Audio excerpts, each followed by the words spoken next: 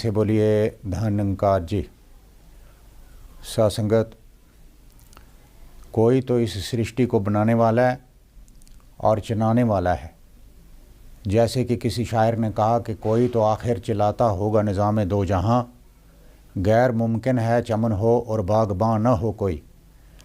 तो सत्संगत, कोई तो इस सृष्टि को चलाने वाली ऐसी पावर है जिसने बनाया और इसका संचालन कर रही।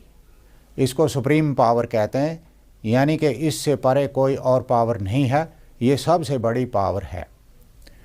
और ये जो सुप्रीम पावर है ये हमेशा रहने वाली है। जब सृष्टि नहीं बनी थी तब भी सुप्रीम पावर थी, सृष्टि बनी है आज भी सुप्रीम पावर है। सृष्टि समाप्त हो जाएगी, ये सिलसिला बंद हो जाएगा तो भी सुप्रीम पावर रहने वाली है। इसीलिए कहा कि आद सच जुगाद सच है भी सच, नानक होसी भी सच, कि जो पहले भी थी पावर आज भी है और आगे भी रहने वाली ये सुप्रीम पावर है। इसी को सच माना गया है। धर्म ग्रंथों में सच की परिभाषा ये बताई गई है, जैसे कबीर साहब ने कहा है, सांच सोई जो थिरु रिहाई, उपजे बिन से झूठ होई जाई। सच वो होता है जो हमेशा कायम रहता है, और जो पैदा होता है और ख़त्म हो जाता है वो झूठ हो जाता है। तो सच को जानकर, सच के साथ जुड़ करके, जो कि हमेशा स्थिर रहने वाला है, एक रस रहने वाला है, तो तब हम भी एक रस स्थिर हो जाते हैं। एकत्व इसके साथ स्थापित करके हम भी इसके साथ जुड़ करके एक रस हो जाते हैं, हम भी फिर स्थिरता को प्राप्त होते हैं। लेकिन ये ईश्वर की प्राप्ति होगी कैसे? ये बगैर सतगुरु के आज तक किसी को भी इस परम तत्व की, इस सुप्रीम पावर की प्राप्ति नहीं हो पाई है। इसलिए कहा है कि बिन सतगुरु दाते कोई न पावे, लाख कोटि जे कर्म कमावे, कोटि जतना करियो रहे, गुरु बिनु नाही तरियो कोई। बगैर सतगुरु के इस तत्व की प्राप्ति कोई नहीं कर सकता, और बगैर सतगुरु के इस जन्म मरण के चक्कर से कोई पार नहीं हो सकता। तो सासंगत, इस तत्व की प्राप्ति सिर्फ केवल सतगुरु से ही होती है। ये जो सुप्रीम पावर है ये चेतन पावर है, जिसको सत्य चित्त आनंद कहते हैं।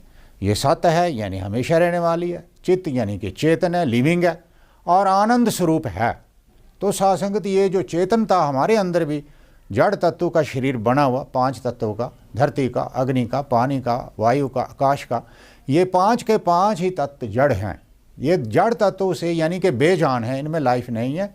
ईश्वर की अंश जब आती है, ईश्वर अंश जीव अविनाशी चेतन अमल सहज सुख राशि, ईश्वर की अंश जब इस शरीर के अंदर प्रवेश कर देती है, इस जड़ तत्व के अंदर भी जान आ जाती है, चेतनता आ जाती है। बड़े बड़े साइंसदानों ने सोचा भाई ये जान है कहाँ पर, ये लाइफ कहाँ पर है। तो एक साइंसदान हुए बायोलॉजी के जिनको नोबेल प्राइज़ मिला है, एडम रईस, तो उन्होंने अपने रिसर्च में लिखा, जब उनको कहीं भी पता नहीं चला बॉडी के अंदर कहाँ पे ये पावर है, ये लाइफ कहाँ पर है, जीवन कहाँ पर है, तो फिर उन्होंने लिखा, in my search for the secret of life I ended up with atoms and electrons which have no life at all, somewhere along the line the life has run out through my fingers. मैंने ढूंढा ये जीवन शरीर के अंदर कहाँ है, तो मेरे हाथ में केवल एटम, इलेक्ट्रॉन और प्रोटॉन लगे, जो कि बेजान है, जिनमें कोई लाइफ नहीं। तो इस रिसर्च में, इस सर्च में मुझे ढूंढते ढूंढते ये लाइफ मेरी उंगलियों के बीच में से फिसल गई, मेरी पकड़ में नहीं आई। Somewhere along the line the life has run out through my fingers, यानी कि उनको भी पता नहीं चला शरीर में जीवन तो है, पर है कहाँ पर। यहाँ तो केवल एटम, इलेक्ट्रॉन, प्रोटॉन ही हाथ लगते हैं। तो सासंगत, ये जो लाइफ है ये ईश्वर की पावर की वजह से है। इसीलिए जीसस क्राइस्ट ने कहा कि it is the secret who gives life and the flash profits nothing. ये तो सीक्रेट है, ये तो ईश्वर की शक्ति है, ईश्वर की पावर है जो जीवन देती है, जिसकी वजह से लाइफ है। शरीर अपने आप जिंदा नहीं है, ये ईश्वर की अंश के कारण जिंदा है, क्योंकि ईश्वर में ही लाइफ की पावर है। The words I speak to you are life, जो मैं तुमसे बात करता हूँ ये ही लाइफ है। जो तत्व की बात, जो वचन होता है सतगुरु का, जो इशारा होता है, जो ब्रह्म ज्ञान प्रकट करते हैं, वही जीवन होता है, वो लाइफ होती है। यानी कि ये परम तत्व ईश्वर सुप्रीम पावर ही जीवन का आधार है, इसी से लाइफ है। और इसको जानने के बगैर सासंगत कोई भी आदमी इसके साथ जुड़ नहीं सकता, और जब तक इसके साथ जुड़ नहीं सकता, स्थिरता को प्राप्त नहीं हो सकता, वो अवगमन से बच नहीं सकता, जन्म मरण से बच नहीं सकता। तो सासंगत, जैसे भगवान ने भी कहा आ ब्रह्मा भुवना लोका पुनरोवर्ती नूर्जनः मम पेते तक कुंतया पुनर्जन्म न विद्यते। भूलोक से ब्रह्मा लोक तक सारे के सारे पुनरोवर्ती में हैं।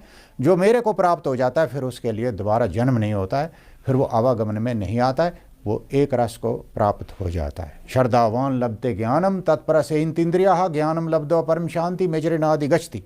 श्रद्धावान को सतगुरु से ब्रह्म का ज्ञान प्राप्त होता है और ब्रह्म ज्ञान को प्राप्त होते ही जीव इसके साथ जुड़ करके एक हो जाता है और वो स्थिर हो जाता है, परम शांति को प्राप्त हो जाता है। मचरनादि गच्छति, देर नहीं लगती। सतगुरु के पास जाने के बाद सतगुरु से ही ब्रह्म ज्ञान की प्राप्ति होते ही शांति प्राप्त होती है, फिर सासंगत जीवन में स्थिरता आती है। इसीलिए सासंगत, जैसे हमने कहानी सुनी है सिकंदर बादशाह की, कि जब वो मुल्क दर मुल्क फतेह करता हुआ हिंदुस्तान पर चढ़ाई कर रहा था तो अटक के पास जहाँ एक संत लेटे हुए थे, ब्रह्मज्ञानी महात्मा आराम फरमा रहे थे, वहाँ से गुजरा और उसने देखा कि भाई इतना फौज और लश्कर, मैं भी यहाँ से गुजरा हूँ और इस संत के अंदर कोई फ़र्क नहीं पड़ा, आराम से लेटा हुआ है, इतना टकाव इतनी स्थिरता इसके पास कहाँ से आई। तो वो मुड़ के अपने घोड़े को वापस ले आया और पूछा, भाई तुमको क्या, तुम जानते नहीं मैं कौन, यहाँ से जा रहा हूँ। उन्होंने कहा मुझे पता है तुम सिकंदर हो। कहाँ जा रहे हो सिकंदर? तो कहने लगा मैं हिंदुस्तान को फतेह करने जा रहा हूँ। तो संत मुस्कुराए और फिर कहने लगे तो फिर क्या करोगे? तब उसने कहा कि फिर मैं दूसरे मुल्क पर चढ़ाई करूँगा, उसको भी फतेह करूँगा। तब संत ज़रा हंसे। फिर उसने कहा फिर क्या करोगे? तो सिकंदर ने सोचा ये तो सवाल इसका ख़त्म नहीं होगा, क्योंकि जब किसी सवाल का जवाब मुकम्मल ना हो तो सवाल अपनी जगह पर कायम रहता है। तो सासंगत उसने फिर ख़त्म करने के लिए सवाल ये जवाब दिया सिकंदर बादशाह ने कि फिर मैं सारी दुनिया को फतेह कर दूंगा। तब संत बड़े ज़ोर से हंसे और कहने लगे फिर क्या करोगे? कहने लगा फिर मैं तेरी तरह आराम करूंगा। तो सासंगत महात्मा ने कहा फिर बताओ सिकंदर तुम हो कि मैं हूँ जिसने बगैर जंग के सारी दुनिया को फतेह कर दिया? तुम इतनी जंग लड़ोगे, फिर सारे लोगों का कत्लो गार्द करोगे और फिर तुम मेरी तरह आराम करोगे? तो फिर बादशाह मैं हूँ कि तुम हो, सिकंदर मैं हूँ कि तुम हो। तो सासंगत सिकंदर शर्मिंदा हुआ। तो ये स्थिरता, ये टकाव तभी आता है जब सतगुरु से ब्रह्म ज्ञान की प्राप्ति होती है, फिर सासंगत संसार से वो परे हो जाता है, तो 3 गुणों से फिर परे हो जाता है और फिर उसके मन के अंदर टकाव आ जाता है, स्थिरता आ जाती। ये ब्रह्म ज्ञान का फल होता है। सिर्फ यही नहीं कि उसके अंदर स्थिरता आ जाती, बल्कि वो सारे संसार में वो जो भी ब्रह्म ज्ञान को प्राप्त करता है वो असली इंसान बन जाता है, सच्चा इंसान बन जाता है। जिसको धर्म ग्रंथ में कहा कि मनोर्भव इंसान बनो, वो सच्चा इंसान होता है, क्योंकि a true human being loves all and hates none. जो सच्चा इंसान होता है वो सबसे प्रेम करता है और किसी से किसी भी बुनियाद पर नफरत नहीं करता है। तो फिर सासंगत वो सिर्फ यही नहीं कि प्रेम, वो सारे संसार को अपना मानता है और उसी को वासुदेव कुटुंबकम की भावना सासंगत फिर आ जाती है। सारा विश्व, सारा कुटुंब एक ही उसको परिवार का अंग लगता है और वो सबसे प्रेम करता है, वो एक सच्चा इंसान बन जाता है। इसी तरीके से सासंगत ये निरंकारी मिशन आज सच की आवाज़ दुनिया को दे रहा है कि आप भी सच को जान लो, इसके साथ अपना नाता जोड़ करके स्थिरता को प्राप्त करो। सासंग जी प्रेम से बोलिए, हाँ निरंकार जी।